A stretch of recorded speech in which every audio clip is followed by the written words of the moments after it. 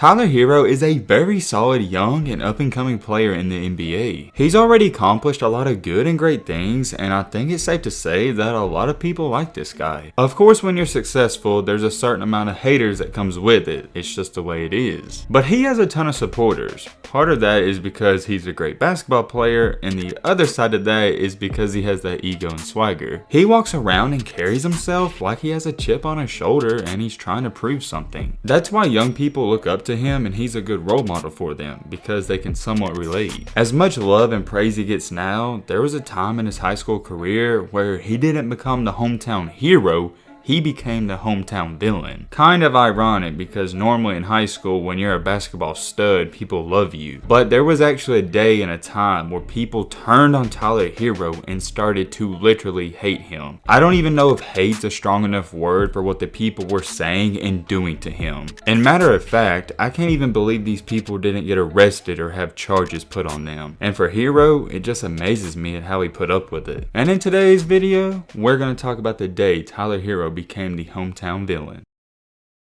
If you're an OG of the channel, you will probably remember that we made a video talking about Tyler Herro's story. And in that video, I was talking about his entire life story, and we touched on what we're going to talk about in this video just a tad. That video was posted roughly 7 to 8 months ago, and you guys showed a ton of love. I also said in that video, if you guys wanted to see it, that we would take a deeper look into that day and what really happened. And today is the day where we take a deeper look into it. So let's get into it. To get into this story, we gotta throw it all the way back to his high school days. In high school, Tyler was pretty much your average basketball star. He was putting up absurd numbers. He had all the love from the city, all the love from the girls, and all the love from the colleges. People couldn't get enough of this guy because it's not every day you see a 4 or 5 star recruit come out of Wisconsin. That's no disrespect to Wisconsin, but they're not known for developing big time recruits. Therefore, when they do have a big time recruit, they expect that player to go to the home state. At first, and throughout most of his recruiting process, he committed to Wisconsin, so everybody was happy. Things couldn't have got any better for him. He was committed to his home state, he was putting on for the city, and everybody was so high on him. Everywhere he went, he got mad love. They showed him so much respect and told him how great he was. You don't need me to tell you this, but as most of you should know by now, people are fake. They're gonna show love to you when you're doing what they want you to do. But all of a sudden, when you make a choice for yourself, they turn on you because that's not what they wanted. When in reality, if you was a true fan, you would support them no matter what. And I get it 100%. People get upset, but what I'm about to tell you is just unreal. Tyler went from being the hometown hero to the hometown villain within the span of 24 hours. And all that happened because he decommitted from Wisconsin and decided to sign with Kentucky. That day he decommitted from Wisconsin, he started receiving death threats. And yeah, that's really bad, but it was nothing compared to what happened when he went to bed that night. At this point in the story, let me just make sure we're on the same page. He decommits from Wisconsin and then he goes to bed. When Tyler Herro goes to bed, he wakes up at roughly 9:30 a.m. the next day, looks outside and sees red spray paint everywhere. There was red paint all over the grass, it was on the side of the yard, and it was on the trees and the branches. Then to top that off, people rolled his house and spray painted the toilet paper red. Look, I get people get upset and you may not be happy with his decision, but to go to his house and do that, there's just no accepting that. That's not good. I said not good, maybe I mean not okay, but you get what I'm trying to say. I'm not trying to hype it up or gas it up either, that's just the truth. I try to look at it as if I was in those shoes and try to look at it as if you was in Tyler's shoes. Imagine if that happened to you. I think we can all agree that's pretty messed up. But hold on, we haven't even gotten to the worst of it. Not only was there red spray paint everywhere, but they wrote some words in it. And the people spray painted this on his yard, quote unquote, FBBN, go Wisconsin. I don't even know what you would call that. That's not even being a super fan for Wisconsin. You're damaging and trespassing on someone's property. As bad as that sounds, we have a long way to go. So in the up and coming days, in the up and coming year, people wrote handwritten letters and sent them into Tyler Herro's school. The letters were so bad that the coach wouldn't even let Tyler read them. The only letter that even got released to the public was one that was from a man who said he hoped that Tyler Herro would injure his leg in the same way Gordon Hayward did. So So you have people trespassing, damaging his property, putting cuss words on it, and now people saying he hope he gets hurt. And this isn't because he committed a crime or did anything. All he did was decommit from Wisconsin.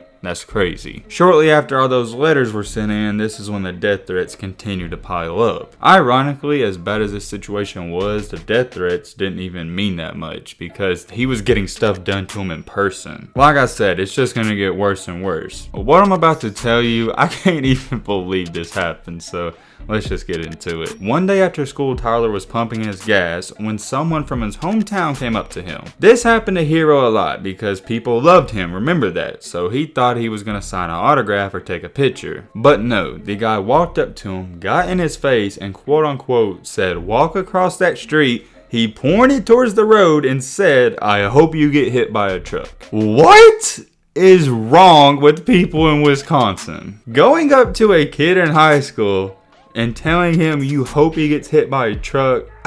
I don't even have words for this stuff. You can't make this up. And I don't even know how Herro handled it the way he did. There's only one way you can handle it. According to Herro, all he did was laugh it off and shrug it off, and he went home. And this is just the stuff that was released to the public. I wonder what went on behind the scenes. It started to get so bad that his mom wouldn't even let him go out and eat with his friends. And honestly, that's not even his mom being strict. That's just being smart. And keep in mind, all this happened because he decommitted from Wisconsin. He didn't commit a crime. He didn't do anything bad in life.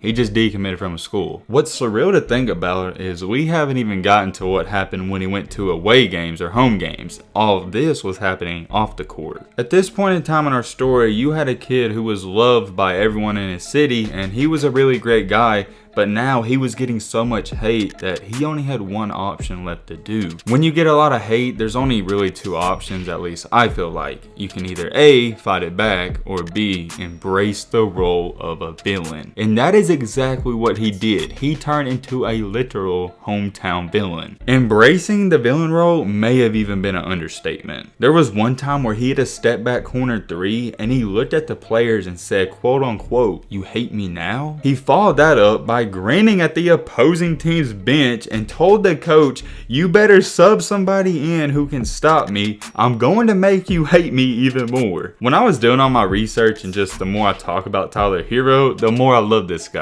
After that game was over, the season continued to go on and the stuff that was happening at his house continued to be the same. He was still getting threats and people were even egging his house. I didn't even talk about that too much. He also later added this after one of his games, quote unquote, "I play better in those situations. I like it when people are against me. Pretty much whoever I'm going against, I feel like I'm just gonna kill them." We're now getting into my favorite part of the story, and I still can't even believe this happened. So typically in high school basketball, and this happened to me, when you have an away game, they normally pick one player to boo, and they boo him the entire game. And by they, I'm referring to a student section, because you always have a student section that heckles the other team. So before Tyler Herro became this villain, that was happening to him. But after he decommitted from Wisconsin, he was now getting booed at his own home games by his home fans. I want you right now to picture and imagine that. On away games, he's getting booed. But on home games, he's also getting booed by his own fans. If that's not the definition of a villain, I don't know what is. To top that off, fans at the games had pictures of snakes with Tyler Herro's head on them. For obvious reasons, they were calling him a snake, but come on now. Can you really call someone a snake for making a decision that's good for them? What's maybe most impressive about this entire story is that even though all this stuff was going on at the games and off the court, he was still hooping and balling out. He got better and better and better, and what was scary about it was, like I said, he embraced the villain role, so he loved it. And when someone can embrace that role, you better watch out, because that is a dangerous person. Looking back on it now, we all know who got the last laugh. He went to Kentucky, he balled out, and he's been balling in the NBA. Even if he fell off today and never played for the next 10 years, I still think he got the last laugh, and he's the true winner and champion of this situation. He didn't fold under the pressure, he didn't talk back, he just looked at it as a positive and kept thriving. I thought this was a very unique story, so I had to get it out there for you guys. Let me know in the comment section what you think about it and how you would have reacted. But with all that being said, that's going to wrap it this video. Hope you guys enjoyed. Hope you guys learned something. If you're new to the channel, what are you doing? Join the family. We're on the road to 100K. You already know. Appreciate all support. And as always, let's be great. I'm out, y'all. Peace.